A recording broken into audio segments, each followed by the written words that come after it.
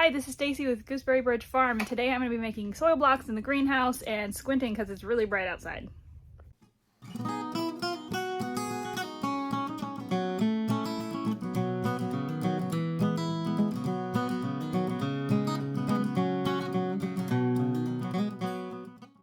It's probably, I don't even know. It's really warm in here. Our fireplace quit last night, or the fan on the fire quit, so we couldn't heat our house appropriately. So I've been inside wearing my coat and heavy clothing and all that, and now I'm out in the greenhouse and in a t-shirt. It's probably in the mid 70s. I don't have any of the windows or vents open because, as you can see, it's quite chilly outside. I think it's about 32 outside. It's starting to melt. This is actually sleet, not snow, on the greenhouse. I'm going to be working on soil blocks today. I'm going to be starting all of our spring garden starts for our personal garden and our CSA. That's like broccoli, kale, spinach, cabbage, lettuce, which lettuce is not quite as cold hardy as those others, but I'm going to be starting that. And I'm trying a new soil blocking mixture recommended by several people. So I will show you that mix, what I bought to go in it, and hopefully we'll be able to start some seeds. I'm a little concerned that some of my components for the mixture may have been wet, and if that's the case, they're probably frozen because it's not been long enough. It's only middle of the day, so we'll see how it goes. Okay, now we're getting started. This is peat moss and a bucket, and I also bought some coconut coir, I don't even know how you say that. More environmentally friendly than peat moss, but more expensive and less readily available around here. So I'm going to try both. I'm sure it works just as well as peat moss, but I've got a lot to do. And so anyway, I'm going to put 16 cups of peat moss in this bucket because that is what the recipe calls for. And then I'm going to mark the bucket with my Sharpie and write peat moss so that I know that's how much peat moss I need. And then I'm going to find a container or maybe mark where I only need 4 cups of the compost, which this is the compost I bought. And I'm not really sure how I'm doing this, but I'll show you when I'm done. Okay, so I measured out my 16 cups of peat moss twice because I thought I got it wrong. You can see this line is where I got it wrong. This line is my new line. And I also made one on the other side. I'm having trouble keeping this focus. And I got all the clumps out and tried to get sticks out. This is what it looked like coming out of the bag. It's crumbly. There were some sticks in it. I'm going to be using this. See, like that. That's too big. I'm going to be using this for 3/4 inch soil blocks. So I don't want any of that in it. And it is, for the most part, very fine and should work. Now we're going to see what the compost looks like. This is the peat moss. All right, this compost looks beautiful and very fine, which is what they said at the store, so that's good. Okay, so if you haven't figured this out yet, I'm making 2 batches at once of this soil blocking mixture. One in my tub. I actually got 2 tubs here, so I could do 2 of them, but the other one is in the bucket. So I showed you the first line. You can now not see it. Actually, it's the bottom of this crazy mess here is where the peat moss goes to, and then I made another line, and that is where compost goes to. So if I don't have my measuring cup, I can still measure a batch. Now I'm going to get out the last 2 ingredients, which are, I believe, rock phosphate powder and green sand. So far it's looking good. Alright, last 2 ingredients, green sand, rock phosphate powder. Okay, I'm going to show you what both these look like because that was something I had trouble finding when I was looking online. And these are 5-pound packages, and I'm trying to figure out how much they'll make without. But this is all you need for a batch of soil, 1/4 cup. There's my 1/4 cup line on that side. So I'm going to dump that in there. And then the green sand is in this bag. Let's see. There, got a 1/4 cup of that. It looks like its name, green sand. It's a, they're both natural fertilizers, I believe. Yep, fertilizer, and this one is source of phosphorus and calcium. So I'm going to mix this up, and then I just need to add water, and this batch will be ready to make soil blocks. All right, stirred that up really good, and now I'm going to try to pour some water on it. I will see how hard this is to mix. Hoping it's not too bad.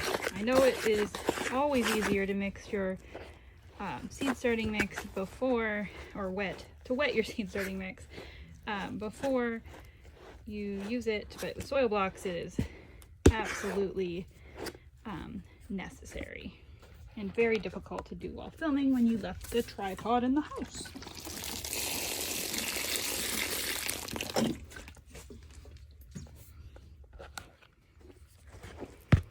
It's actually really hot in here now. I opened the, you see the windows over there where I opened the greenhouse windows. It's not helping at all.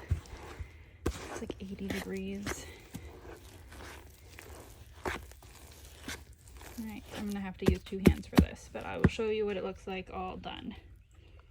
Alright, I mixed this tub and my bucket that's on the ground.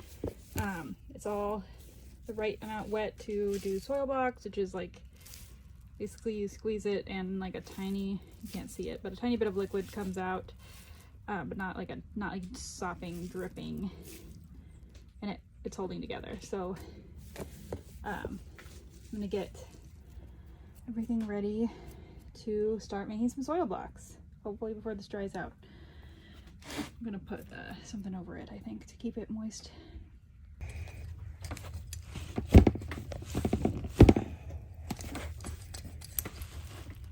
Everybody says small blocks are harder, but our big thing isn't here yet, so. Okay, this is what I did on this one, is I squished it in here, and then I came back scraped it off. and scraped off extra, because that gave it Something to squish. Ah, beautiful. Hi. And it's a dishwasher, a soil blocking station, and seeds and tweezers.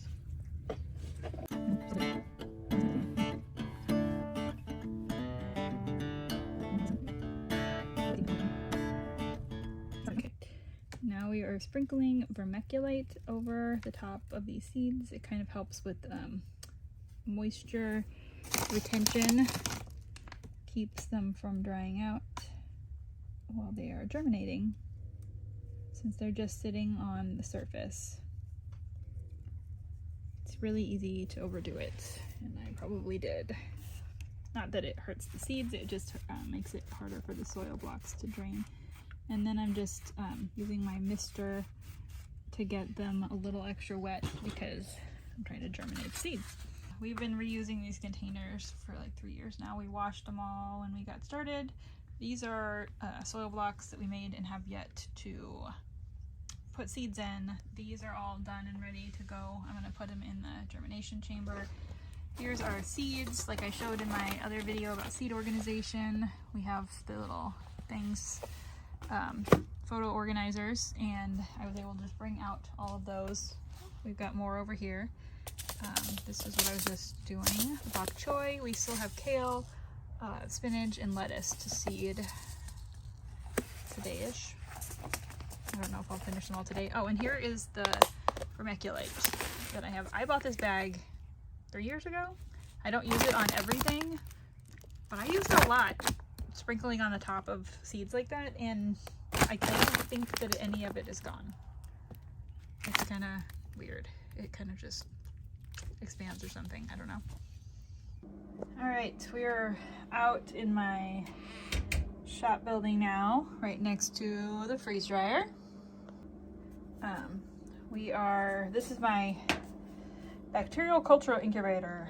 It's a like a mini fridge size thing, but it gets warm and not cool. So it has the controls down at the bottom. They really don't tell me anything. I just play with them other than the power button. And then like right now I just had it open, so it is 79 degrees in there. It was 80. I usually like to keep it about 75 for spring seeds. Okay, so I put all of the soil blocks that we made in here. It looks like I have room. I could do like another layer up here and one in the back, but I will, I wasn't sure how much room I was gonna have because last year I did all of this in baggies. The year before I did it in these containers, so go back and forth. Anyway, I'm gonna see how long they take to germinate. It should just be a few days in here, and then I'll check them every day. When they germinate, I will take them out and put them in the greenhouse. All right, we are taking all of these containers with the germinated seeds. This one that I'm holding, we just put in here yesterday. It's Persian cress. We're taking them over to the greenhouse. All right, now we're out at the small greenhouse. If I can get myself moved over, I will show you that. Your mess of a greenhouse. Hi, Annie. Hello. Annie was helping me. We used that crate there to carry all of these, plus that one, germinated in the germination chamber. This overachiever over here was only in there for 24 hours, and they're already germinated. That's the Persian cress. The rest of these are all not what they say on top of the containers. Those are reused. The labels are inside. They're all broccoli, cabbage, bok choy. I'm pretty sure the cauliflower was the one that wasn't germinated yet, which is kind of interesting. I think maybe there was one type of cauliflower, but not all of them. These two here are poppies that we had in this box overnight. This box gets, with the light bulb heats it to about 20 degrees warmer than the outside temperature, unless we put this blanket that's back here on top of it, then it is a lot more insulated. But I pull this lid back up, just slightly difficult to do with one hand, and it snaps on there. It's a lot of dirt on it, but it has a window that way so sunlight can get in and not only warm things further, it's kind of like a double greenhouse effect, but it also lets the plants have sun when they're just first popping up so they don't stretch. All right, so that is how I start seeds for the greenhouse. You can, especially with these cold weather things like broccoli and cabbage and kale and all of those, you can skip the germination chamber, but it can take like 7 to 10 days, sometimes 2 weeks for them to germinate when the temperatures during the day are warm, like they are in a greenhouse, like 70 to 80, but the temperatures at night dip down below freezing. That just slows down the germination process with the variability, where when I kept them at 75-ish degrees for a full 48 hours, they're all germinated. And the germination rates are fabulous, 98%-ish from the ones I checked. Some of them were closer to 100 than that. So we'll see how they do now that they're in the box, which I'm going to show you again now that I'm on the other side of the greenhouse. There's the box. It's just a plywood box. It's got some foam, like a flooring padding that I got from a leftover construction project. It's got that under it, stapled to the sides. Just it was just open on the bottom, so that's why I added that. We actually were having mice get in there, but now it's pretty tight, and just the one light bulb. You can add a heat lamp if it's super duper cold, but for the most part that overheats it, especially when you cover it at night with a blanket, which I'm not doing tonight. It's only supposed to get down to 38, which would slow them down, but with this system it won't, and I do need to do some more cleaning in here. So the other kind of cool thing that I've got set up in that greenhouse that I did not show you is there's a camera that has a temperature thermometer on it in that box, and the light bulb is on a smart outlet, so I can turn the light on and off from inside the house and check the temperature. And I can even use the camera, which is a little bit overkill, but I can use the camera to make sure the light is actually on. All these things help so that I don't have to wonder if it's working or go out there and check. I can just check from inside. Going into the other greenhouse now. Here we are. So we have just a few more things we need to start in here. That's what's in my bag. And we'll get that done, and then round 1 will be done February 1st, even though it's February 4th. And the next round starts February 15th to 20th. Just thought I'd show you our mess right now. It's mud with a nice layer of ice on top. It was 50 degrees today. It's not even going to get below freezing tonight. So it should thaw, but it should have thawed a couple days ago based on those requirements. These are our tulips. We've got a few coming up, and I'm just walking back over to the greenhouse again.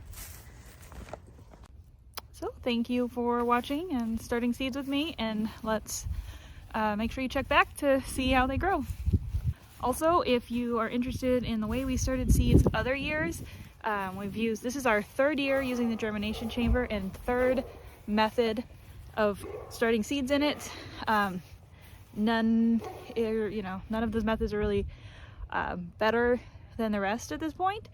Maybe I'll change my mind and decide that soil blocks in the germination chamber are the way to go, but if I do, I'll let you know. In the meantime, check out those other videos.